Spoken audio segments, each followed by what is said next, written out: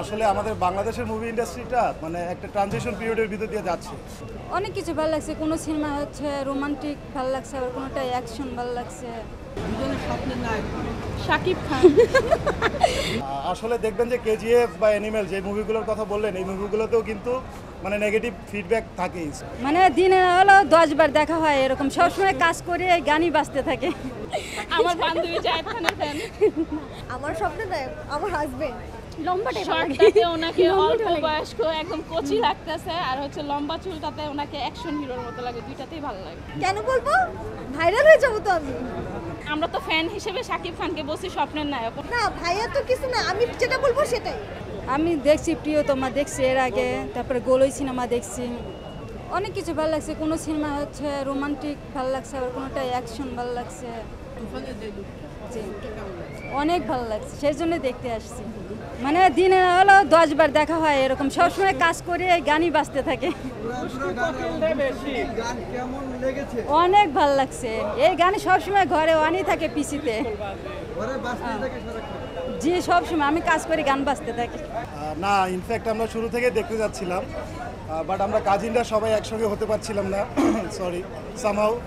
So অনেক কষ্টের পরে আমরা টিকিটটাও পেয়েছি, আর হচ্ছে আমরা কাজিনরা সবাই আসছি, বাট আমাদের কাজিনদের ভিতরে অনেকেই মিস করছি। তাই এই মুভিটা মূলত ট্রেইলার দেখে আসছি, অনেক বড় একটা হাইপ ছিল, আর হচ্ছে মানে সবাই একসঙ্গে এনজয় করে এরকম একটা বাংলা মুভি এনজয় করতে চেয়েছিলাম এই জন্য। মিউজিক কম্পোজিশন ডেফিনেটলি অনেক ভালো লেগেছে, আর প্রীতম আছে, সো অবশ্যই ভালো কিছু হবে। আসলে আমাদের বাংলাদেশের মুভি ইন্ডাস্ট্রিটা মানে একটা ট্রানজিশন পিরিয়ডের ভিতর দিয়ে যাচ্ছে। সো ওই জায়গা থেকে চিন্তা করলে আমরা যদি ওটা সমমানেরও কিছু করতে পারি, so that is more than good enough for us, মানে একটা নতুন কিছু হওয়ার আর কি জন্য। আসলে দেখবেন যে কেজিএফ বা অ্যানিমেল যে মুভিগুলোর কথা বললেন, এই মুভিগুলোতেও কিন্তু মানে নেগেটিভ ফিডব্যাক থাকেই। সো এরকমও থাকবে, বাট আমরা বাংলাদেশি হিসেবে আমাদের বাংলাদেশের director hero Shakib Khan, so আমরা আশা করব যে এখান থেকে একটা নতুন মানে সূচনার আর কি সৃষ্টি হবে। না, সাকিবের আর কোনো মুভি ট্রেইলার দেখা হয় নাই। ট্রেইলার দিকে তো আমার তো এটাই মনে হচ্ছে যে সর্বকালের শ্রেষ্ঠ ছবি। আমার স্বপ্নের নায়ক আমার হাজবেন্ড।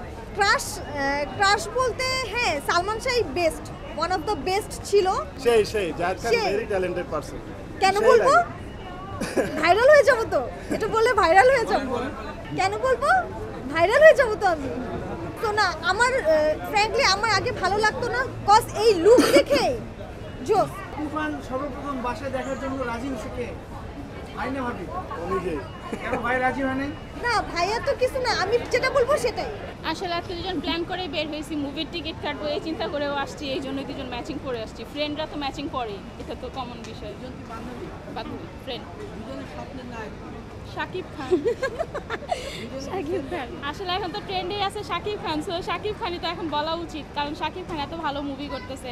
তুফানটি দেখতে আসছি কোনো সিরিয়াল আছে কিনা, কারণ তুফান মুভি এত বেশি ভাইরাল যে এখন টিকিট পাবো কিনা এটাই সন্দেহ। ওনারা দুইজন, আমরা তো ফ্যান হিসেবে শাকিব খানকে বলছি স্বপ্নের নায়ক। জায়েদ খানকে কেমন লাগে?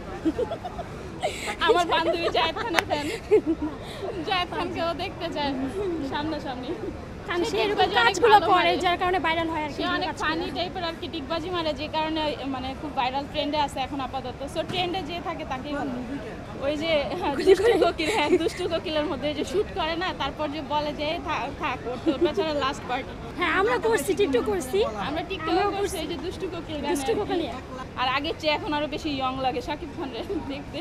না, আগের ছবিগুলো ওরকম দেখা হতো না, বাট এখনকার এখন যে দেখা ছবিগুলো হইতেছে, লাস্ট করতেছে আমি প্রিয়তমা ছবিগুলো অনেক দেখছি সুন্দর। এখানে এই সিনেপ্লেক্সে, অনেক ভালো লাগছে আমার শাকিব খানের। বাংলাদেশের নায়ক হিসেবে শাকিব খানকে আমাদের সবারই সাপোর্ট করা উচিত। লম্বাটা শর্টটাতে ওনাকে অল্প বয়স্ক একদম কচি লাগতেছে, আর হচ্ছে লম্বা চুলটাতে ওনাকে অ্যাকশন হিরোর মতো লাগে, দুইটাতেই ভালো লাগে।